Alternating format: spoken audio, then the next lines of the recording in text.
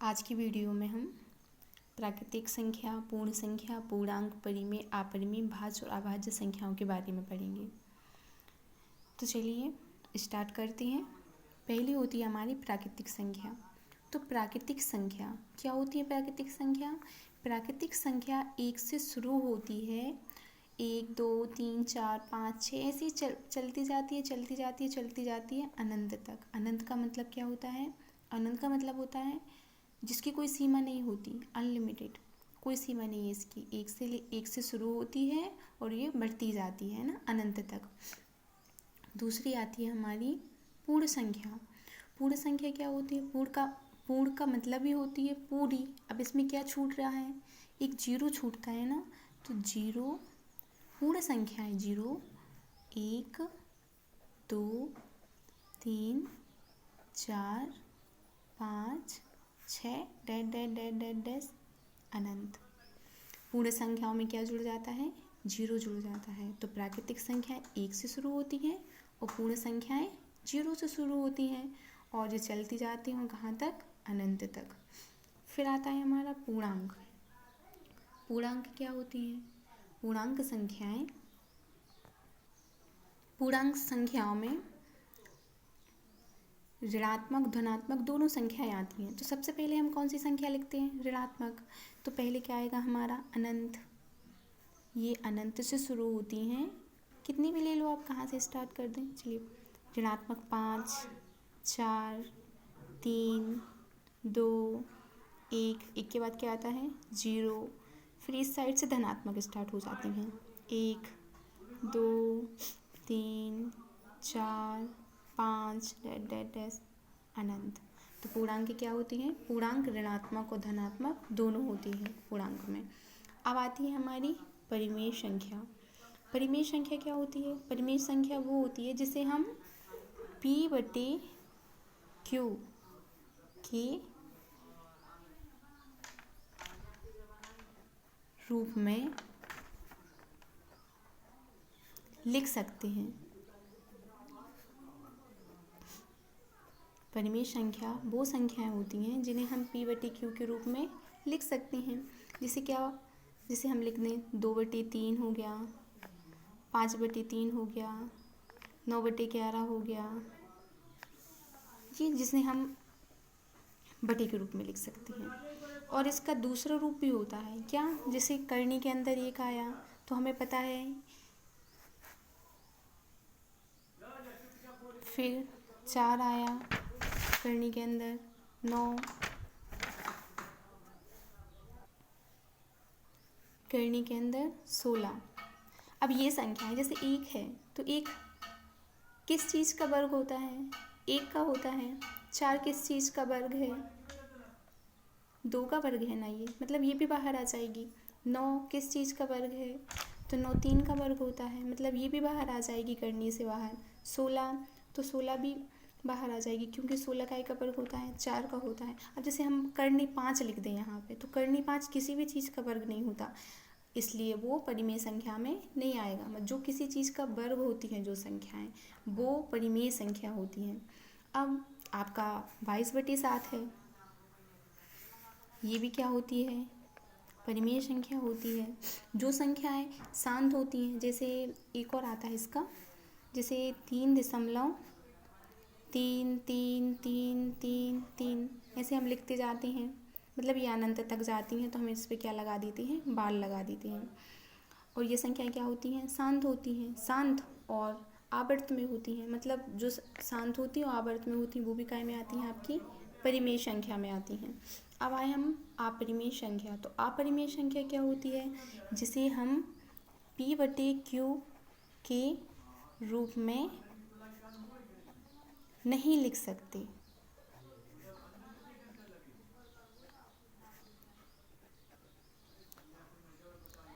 जैसे अभी हमने आपको बताया था, क्या रह गया? जैसे करनी में भी आती हैं कुछ संख्याएं, जैसे 2 है, 2, 3 है, 5 है, 7 है। ये सब क्या है? अपरिमेय संख्या है क्योंकि इनका कोई वर्ग नहीं होता, ये बाहर नहीं निकल सकती। एक आपकी पाई होती है, पाई भी क्या है? अपरिमेय संख्या है। कुछ दशमलव में भी आती हैं, जैसे दशमलव में आपकी संख्याएं आती हैं 0.2 0 0 0 2 0 0 0, मतलब ये संख्याएं आवर्त में नहीं है। अगर आवर्त में होती तो ये क्या होती? परिमेय संख्या होती। मतलब ये आवर्त में नहीं है तो ये कौन सी संख्याएं हैं? अपरिमेय संख्याएं हैं। तो ये आपको समझ में आया। अब हम आते हैं भाज्य संख्या पर। भाज्य संख्या क्या होती है? भाज्य और अभाज्य संख्या। तो भाज्य संख्याएं वो होती हैं, चलिए लिखते हैं। भाज्य संख्याएं वे संख्याएं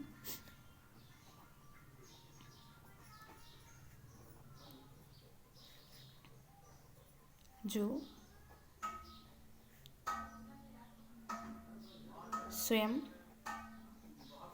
के अलावा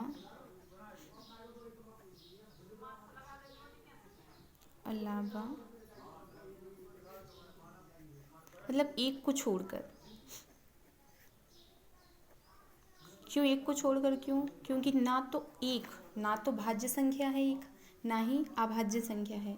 भाज्य संख्या भी नहीं होती एक और अभाज्य संख्या भी नहीं होती एक। इसलिए वे संख्याएं जो स्वयं से तो कटती हैं, स्वयं के अलावा एक को छोड़कर और भी संख्याओं से क्या हो जाए? और भी संख्या से पूर्णतः विभाजित हो जाए, उन्हें क्या बोलते हैं? उन्हें हम भाज्य संख्या कहते हैं। वे संख्याएं जो स्वयं के अलावा, स्वयं से तो कटती ही हैं और भी संख्याओं से कट जाएं तो उन्हें क्या बोलते हैं? हम भाज्य संख्या बोलते हैं। जैसे हम एक तो ना भाज्य है ना अभाज्य है। दो तो सिर्फ दो से ही कटेगी, और किसी संख्या से कट सकती है? नहीं कट सकती। तीन भी किसी से कटेगी। अब 4 लिखते हैं हम, तो 4 दो से भी कट जाएगी ना। 4 के बाद 5 भी किसी संख्या का भाग नहीं जाएगा। 6 दो से भी कट जाएगी, 3 से भी कट जाएगी। 6 के बाद 7 में भी किसी संख्या का भाग नहीं जाएगा 7 के अलावा, तो क्या आ गया? 8। ऐसे करते जाएंगे। 9 भी कट जाएगा 3 से। 10 दो से भी कट जाएगा, 5 से भी कट जाएगा। 10 के बाद 12, ऐसे डैश ये संख्याएं भी अनंत तक जाती हैं। तो आपको भाज्य संख्या समझ में आ गई होंगी। ऐसी संख्याएं जो स्वयं से तो कटती हैं और एक को छोड़कर अन्य और भी संख्याओं से विभाजित हो जाएं या जिनमें भाग चला जाए, उन्हें हम क्या बोलते हैं? भाज्य संख्या बोलते हैं। अब आए हम अभाज्य संख्या। अभाज्य संख्याएं वो होती हैं, वे संख्याएं लिखते हैं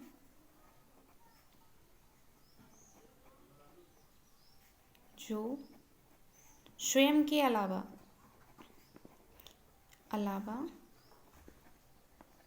एक को छोड़कर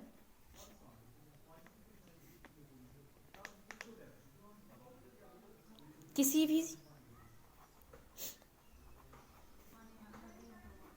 संख्या से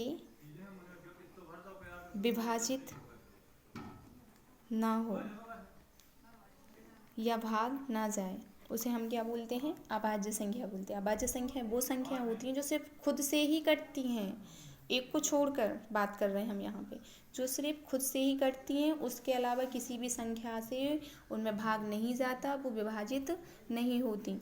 तो हम क्या लिखेंगे? कौन कौन सी संख्या हो सकती हैं वो? जैसे 2। अब 2 को आप काटिए, किसी संख्या से काट सकते हैं? नहीं काट सकते 2 के अलावा। 3 भी किसी संख्या से विभाजित नहीं होती 3 के अलावा।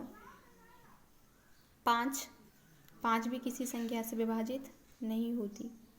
7 हो गई, 7 भी किसी संख्या से नहीं होती।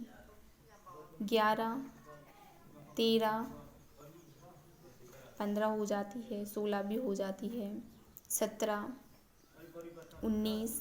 कुछ संख्याएं ऐसी होती हैं।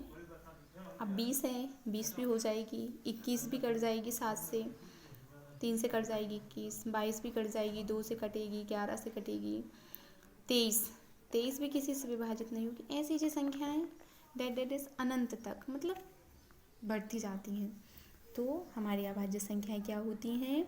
अभाज्य संख्याएं वो संख्याएं होती हैं जो सिर्फ खुद से कटती हैं, स्वयं से कटती हैं और किसी भी संख्या से नहीं कटती। वो क्या होती हैं? हमारी अभाज्य संख्याएं। और भाज्य संख्याएं क्या होती हैं? जो खुद से तो कटती हैं, इसके अलावा भी किसी और संख्या से क्या हो जाती हैं? पूर्णतः विभाजित हो जाती हैं। उन्हें हम क्या बोलते हैं? अभाज्य संख्या बोलते हैं। तो भाज्य और अभाज्य संख्याओं के बारे में आपको अच्छे से समझ में आ गया होगा क्या होती हैं ये। आज की बस इतनी वीडियो थी हमारी जो हम आपको बता चुकी हूँ।